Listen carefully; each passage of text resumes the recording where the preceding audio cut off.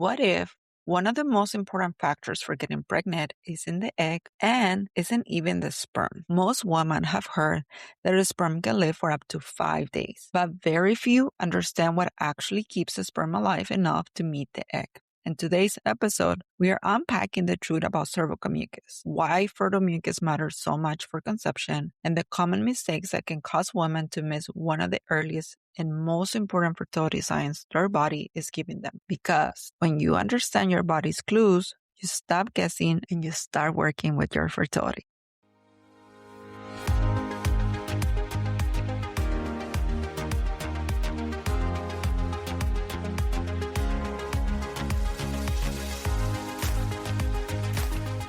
Do you long to get pregnant and trust your body again? Do you feel exhausted by the month after month cycle of hope and disappointment? Do you carry that creeping sense of failure? The fear that your body just isn't working the way that it should? If so, I'm so glad that you're here, my friend. Hi, I'm Mariana, a wife, mom, and a fertility care practitioner. After years of confusion and heartache, I learned how to understand my cycle with clarity and move towards pregnancy naturally by following a real system instead of guessing. This is Fertile Window Lab. If you're ready for real clarity about your cycle, a simple method that works, and less pressure from predictions, alarms, and fertility gymnastics, sit down the sticks, pop in your earbuds, and let's make sense of your fertility together.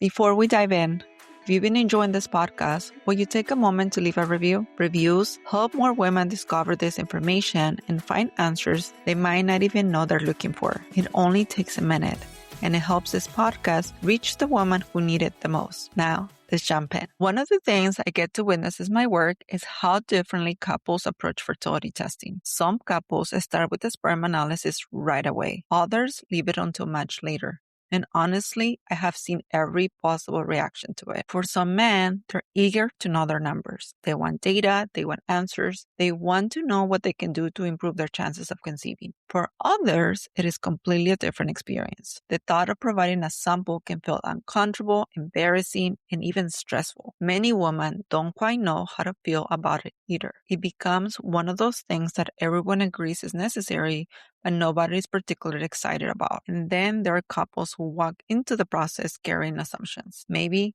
the woman has already been diagnosed with PCOS, endometriosis, irregular cycles, or another reproductive health concern. It is easy to assume that the challenge is only on one side of the equation. But fertility is always a couple's issue, and both deserve a full evaluation. What's interesting is that a sperm analysis often feel like very black and white. The results come back and it seems like they're saying one or two things. Everything looks good or something is looking concerning. When the numbers are good, couples feel relief. When the numbers aren't what they should be, couples can suddenly feel like their options are shrinking. The physicians I work with often use a unique type of testing called the Male Factor Fertility Collection Sample Kit. Unlike traditional collection, the sample is collected when the couple is coming together naturally. It provides information in a way that it most closely reflects what happens in real life. Although finding a lab that offers this type of testing can sometimes be challenging. Generally, we are looking at a few important markers: morphology, motility,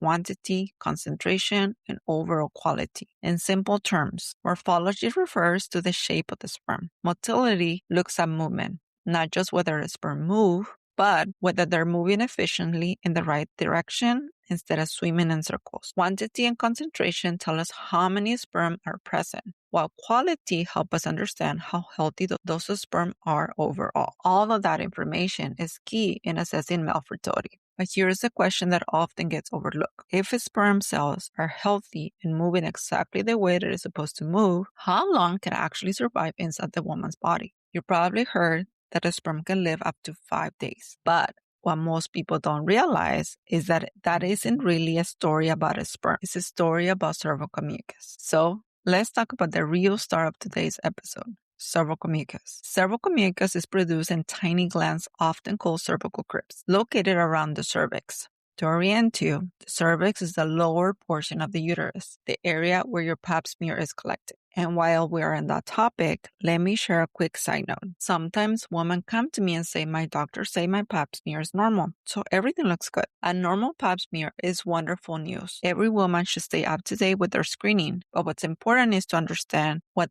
that test is actually evaluating. A pap smear is looking for abnormal cellular changes in the cervix, but it tells us very little about whether ovulation is occurring, whether cervical mucus is healthy, whether hormones are functioning properly, or whether conception is likely to occur. Now, let's get back to cervical mucus. Cervical mucus is produced when estrogen levels are rising.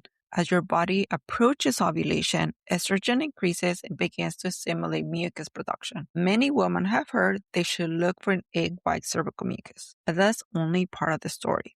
For most women, mucus develops in stages. It may begin as sticky, tacky, cloudy, or thick. Then it can become a stretchy, more transparent, more slippery, or more lubricative. And here is something important. Fertile mucus doesn't always check every box. Sometimes it is stretchy but not clear. Sometimes it's clear but not stretchy. Sometimes the most notable sign isn't what you see at all.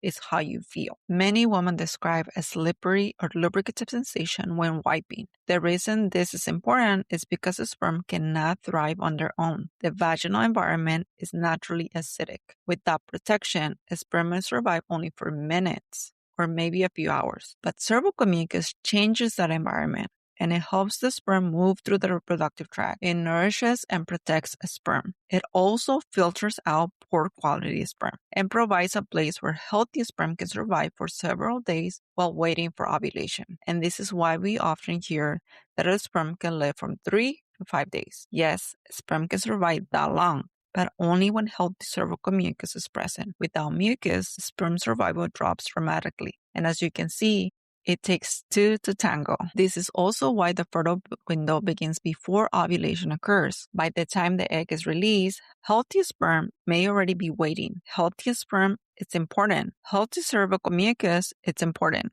And healthy ovulation, it's important. But all three are working together towards the same goal. After ovulation, mucus usually changes. Some women notice it gradually decreases. Others experience a sudden return of dryness. Now, if you're listening and thinking, this sounds simple, but I've never been sure what I'm seeing, you're not alone. Many women lose mucus in the toilet before they even notice it. Some notice it in the shower. Others rush through their day and never pause long enough to pay attention. And then there are women whose patterns are more complicated. Some experience chronic discharge. Some see mucus every day. Some notice mucus mixed with spotting. Some never see obvious mucus but notice lubrication or slippery sensation. Some feel like their mucus never progresses from sticky to fertile quality mucus. All of these patterns can provide important information. The goal is to learn the language of your own body. So, what do we actually do with this information?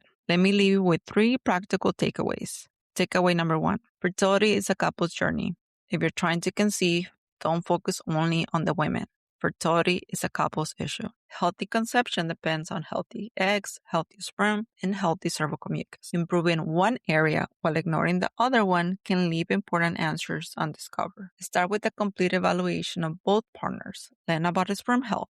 Review lifestyle factors. And if you like better understanding of some of the environmental factors affecting fertility today, I highly recommend the book, The Countdown by Shanna Swan. Takeaway number 2, slow down and pay attention. Your body is already giving you fertility information in every cycle. Many women miss valuable information because they rush through bathroom visits, rely solely on apps, and assume they should have someone else's pattern. Pay attention to what you feel when you wipe. Pay attention to what you see. Notice the sensations. Observe what you see when wiping. Wipe front to back. And most importantly, don't compare your cycle to someone else's. Every woman develops their own pattern. Learn your pattern and don't judge it. Takeaway number 3, mucus is more than a fertile sign. Cervical mucus give us information about health and cycle function. The presence, quality, timing, and progression of mucus can provide clues about estrogen production, ovulation, and overall reproductive health. In restorative reproductive medicine,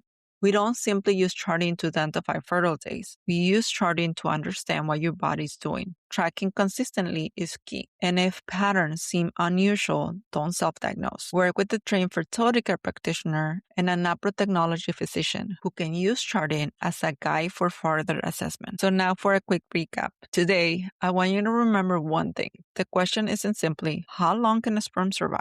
The better question is, does the environment exist to keep a sperm alive? Healthy sperm need healthy cervical mucus. Healthy cervical mucus is influenced by a healthy hormonal function. And all of these signs provide valuable information about your fertility and overall reproductive health. And if you've been trying to conceive and feel confused by what you're seeing or not seeing, know that there are ways to evaluate these signs, improve understanding, and uncover potential obstacles. Your body is always communicating, and every cycle tells us a story. The more that you understand the language of your body, the more empowered you'll be to make informed decisions about your health and fertility. If you're feeling stuck, confused, or wondering whether the signs you're seeing are normal, I'd love to help. That is exactly why I offer a clarity call.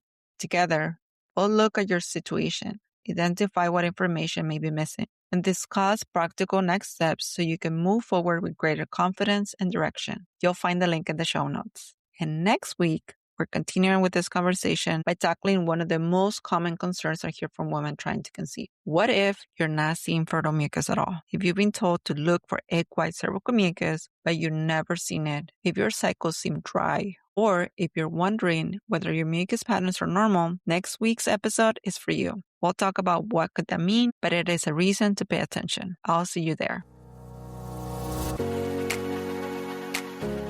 I'm my mama's little fertility helper. If this episode has helped you or if you feel a little more hopeful, leave a review. She'll love it. Hi, DTC Warrior. I hope you enjoyed today's episode. If so, please leave a 5-star written review on Apple Podcasts. It truly helps to get this show into ears of more women who need it. And be sure to sign up for my weekly encouragement, tips, and insights straight to your inbox. I promise to keep it practical, hopeful, and faith-friendly. All right, I'm off to tacos, chocolate, and chart my cycle. I'll meet you back here next week. Bye.